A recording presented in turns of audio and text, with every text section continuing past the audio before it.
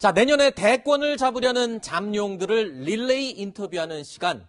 나는 대선 주자다, 나대다. 자, 오늘은요, 더불어민주당 박용진 의원입니다.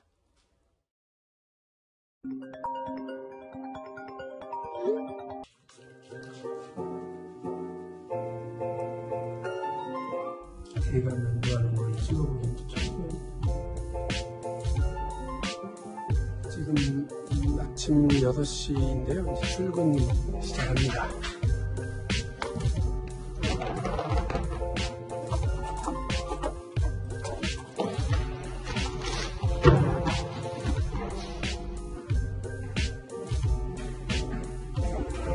저는 지금 라디오 인터뷰 출연을 위해서 아침 일찍 출발을 했습니다. 원래는 8시 정도에 방송이 나가는 거여서요.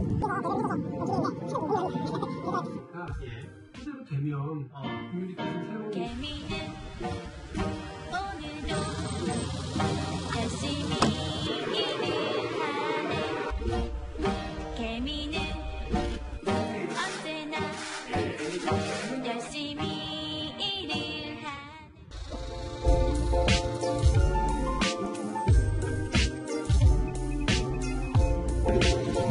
제가 뭘 해드리고 가느냐면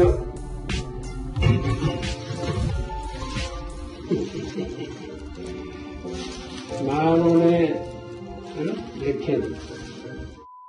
표 요즘 한참 잘 나간다는 이 맥주를요 잔뜩 사도 잔뜩이라고 해봐야 2만원입니다. 2만원. 아 뿌듯해. 오늘 이제 마시고요 푹 잠릅니다.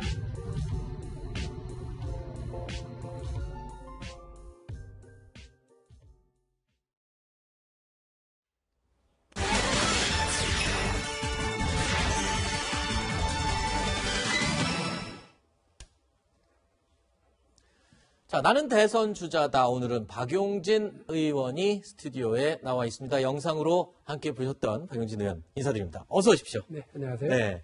자, 브이로그 아주 재밌게 봤습니다. 예. 아침에 일찍 일어나셔서 가족들 깰까봐 몰래 나가시는 모습. 그리고 또 분리수거. 직접 네. 본인이 쓰레기 버리는데 저 영상 때문에 한 게 아니라 평소에도 본인이 직접 하십니까? 저는 생활 쓰레기를 버린 거고요. 분리수거는 이제 밤에 아, 그래요? 하는데 그거라도 해야 비슷하시지 않으세요? 그거라도 해야죠. 아니, 집에서 어떤 남편, 어떤 아내세라고 말씀하실 수 있겠어요? 좋은 남편은 아닌 것 같고요. 아, 그래요? 그리고 아이들한테 그냥 바쁜 아빠 네. 이런 것 같고 고1, 중2 아들들이에요. 네. 뭐 별로 아빠하고 얘기 많이 안 하고 싶어하는 네. 비슷하지 않으세요? 네. 왜 자꾸 저를. 자, 그런데 퇴근할 때 모습 보니까 편의점에서 또 맥주 사서 들어가시던데 네. 그게 사실은 소소한 행복, 소확행이라고 요즘 얘기를 하잖아요. 네. 아까 말수가 없는 아들 둘을 언급을 잠깐 하셨는데 글쎄요. 집에 갈 때 맥주 사가는 그걸 보니까 대충 짐작은 가는데 가장 행복한 시간이 언제입니까? 하루 중. 정말로 다음날 아침에 일정이 없어요. 네.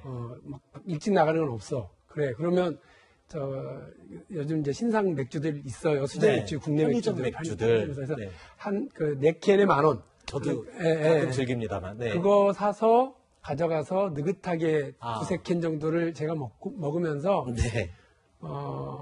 또 최신 영화 한 편 이렇게 보는 거. 네. 금요일 날 그런 경우가 많았는데 아주 네. 행복합니다 그때가.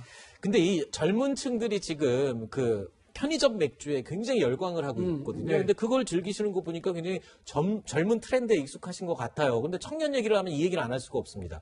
지금 인터넷에서 저도 여러 번 돌려봤는데 박용진의 롤링 댄스. 아, 이거 제가 정말 재밌게 보고 많은 사람들이 지금 열광하고 있는데 부끄럽습니다. 유튜브에서요. 박용진을 치면 연관 검색어가 롤링이 같이 뜹니다. 아, 이거 원래 본인의 아이디어세요? 아니면 참모진의 누군가가 추천을 해서 이렇게 뜬 겁니까?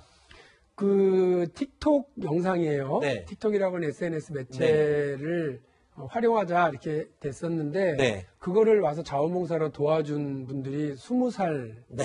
청년들이에요. 네. 저한테는 근데 한참 선배, 네. 틱톡 선배들이신데 아, 그렇죠. 신문물의 선배들. 그럼요. 네. 그분들이 이거 해라 네. 해서 한 거예요. 아, 그렇군요. 근데 대성공한 것 같습니다. 아이고 저기 원래 롤린도 역주행한 곡이잖아요. 그렇죠. 저도 역주행 쫙 해서 저걸 4월 달에 만들었는데 6월 달에 터지더니 네. 이제 컷오프도 통과했으니까. 본인이 본인 영상 봐도 아무 느낌이 없으면 괜찮아요? 부끄럽습니다. 아, 괜찮아요. 네. 부끄럽습니까? 부끄럽습니다. 알겠습니다. 자, 지금부터요.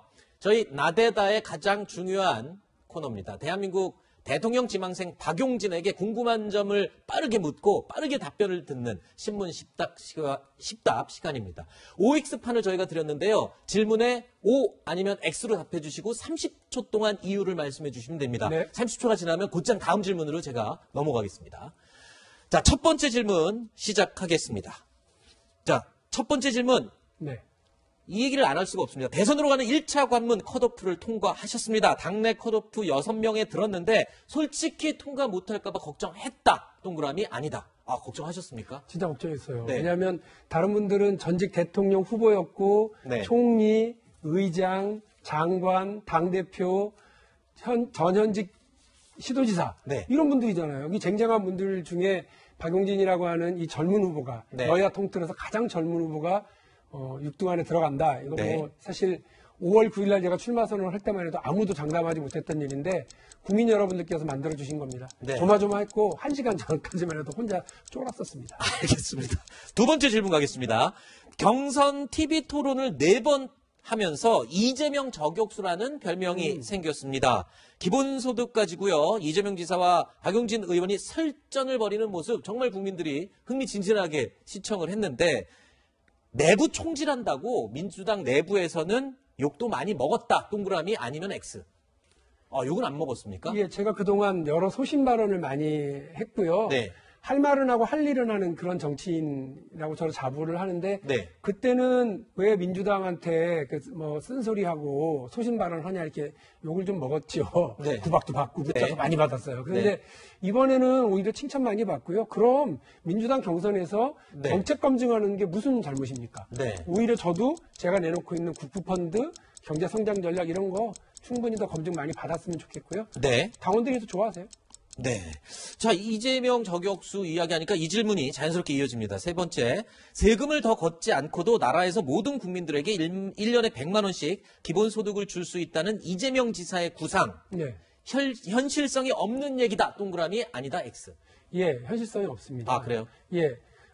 그렇게 나눠주려면 1년에 52조라고 하는 돈이 필요한데, 올해만 하더라도 558조의 예산입니다. 거기에서는 뭐 기금이라든지 지방에 나눠줄 돈이라든지 교육 분야에 써야 될 정해진 돈들이 너무 많고요. 52조를 어디서 어떻게 할 거냐라고 얘기하면 사실은 이재명 지사도 한 번도 구체적으로 말을 한 적이 없습니다. 네. 이제라도 좀 말을 바꾸셨으니까 다행이라고 생각합니다. 네. 자, 이번엔 그러면 박용진 의원의 공약을 이야기로 질문 드리겠습니다. 자, 법인세와 소득세를 깎아주겠다고 하셨죠? 동시감세. 네. 당장 진보 진영에서는 아니 정부가 돈 쓸 일이 얼마나 많은데 세금을 깎아주느냐. 박용진이 헛발질했다. 뭐 이런 얘기도 지금 들리고 있습니다. 세수를 줄여도 정말 상관이 없습니까? 없으면 동그라미. 상관이 있으면 X. 아, 그래요? 세수가 줄지 않습니다.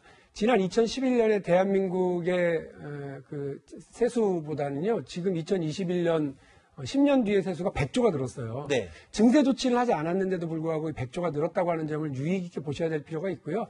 경제 규모가 성장하는 거, 대한민국 경제가 성장해야 세수가 늘고 세수가 늘어야 복지 예산이 확대되는 것 아니겠습니까? 네. 지금 다른 후보들 1,000만 원 나눠주겠다, 3,000만 원 나눠주겠다, 1억 나눠주겠다 이런 공약들 하시는데요. 어떻게 경제 성장을 만드실 건데요? 그런 얘기는 안 하시고 세금 쓸 생각만 하고 계시는 건 문제라고 알겠습니다. 생각합니다. 좀 설명이 조금 부족하긴 했지만 시간이 다 됐기 때문에 다음 질문으로 이어가겠습니다. 자, 5살 대학생, 죄송합니다. 25살 대학생 박성민 최고위원을 청와대 1급 비서관에 발탁한 것을 두고 공무원 시험 준비하는 많은 청년들은 불공정하다고 말을 하고 있습니다. 이 불공정하다고 말을 하고 있는 청년들의 심정에 공감한다. 동그라미 아니다. X. 아, 공감하십니까? 예, 저 청년들의 불만과 불안에 대해서 당연히 공감합니다. 그리고 누군가 나는 이렇게 노력하고 잘 안 되고 있는데도 누군가는 운 좋게 이렇게 발탁되는 것이 공정한지에 대해서 의문을 품는다고 생각합니다. 그러나 저는 박성민 비서관이 자기 실력을 발휘할 거라고 보고요. 나이가 중요하기보다는 어떤 생각으로 발상전환해서 정책들을 만들어내느냐가 되게 중요하다고 보거든요. 네. 불안과 불만에 대한 공감. 그러나 박성민 비서관 잘할 거라고 생각합니다. 네. 6번째 질문 계속 이어가겠습니다. 얼마 전에 청와대 이철희 정무수석이요. 지지율 40% 나오는 대통령과 척을 지면 누구도 다음 대선에 이기지 못한다라고 후보들에게 의미심장한 이야기를 했습니다. 박용진은 문재인 지킴이 후보다. 동그라미 아니면 X. 맞습니까? 박용진은 더불어민주당 집권 여당의 대통령 후보가 될 겁니다. 그러면 우리 당의 후보였고 우리 당의 대통령이었던 문재인 대통령과 문재인 정부의 정책과 공과를 잘 계승해야 되는 것 아니겠습니까? 네. 그래서요, 당연히 문재인 정부의 성공을 위해서 같이 뛰고 또 그 공과를 잘 계승해서 대한민국을 네. 행복 국가로 만들어갈 준비가 되어 있습니다. 알겠습니다. 7번째 질문 가겠습니다. 야권 유력 주자가 된 윤석열 전 검찰총장과 최재형 전 감사원장 문 대통령을 배신한 사람이다. 동그라미 아니면 X. 아니다. 네, 아니요. 문재인 대통령을 배신한 게 아니라 대한민국의 법질서와 헌법, 국민들을 배신한 거죠. 왜냐하면 대통령한테 충성하겠다고 약속했던 분들은 아닌데요. 제가 정말 분노하는 건 뭐냐면 감사원장과 검찰총장은 정치적 중립을 지켜야 되는 매우 중요한 사정기관입니다. 네. 근데 거기에서 대통령과 혹은 현 정부가 각을 좀 세웠다고 그리고 주목을 좀 받았다고 이렇게 헌법 질서와 또 법체계를 무시하고 국민이 바라는 정치 중립을 무시하고 바로 그냥 저렇게 빛의 속도로 대통령 후보로 출마하는 거 그렇지 않습니다. 알겠습니다. 자, 7번째 질문에서 이제 8번째 질문으로 이어가겠습니다. 본인이 굉장히 역사 공부를 좋아하는 역사 덕후로 지금 알려져 있어요. 좋아합니다. 역사 공부를 굉장히 좋아하는데 미군은 점령군이다라고 이재명 지사와 김원웅 광복회장이 표현한 부분 맞는 말이다. 동그라미 아니다. X. 아니라고 보십니까? 네. 미군은 일본이 볼 때는 점령군이죠. 일본의 무장을 해제하기 위해서 한반도에 일본의 사실상 지배 지역이었던 한반도에 진주했기 때문에 일본의 입장에서 점령군이고요. 본인들도 그런 표현을 쓸 수 있습니다만 광복군하고 연합작전까지 했었던 연합군입니다. 미군은. 네. 그런데 이 점령군이다. 그래서 우리가 피해를 보는 것처럼 얘기하는 것도 옳지 않고요. 네. 특히나 뭐 친일파들이 세웠다고 그러시는데요. 초대 정부에 들어가 있는 내각의 구성원들 중에도 독립운동을 하셨던 분들 많고요.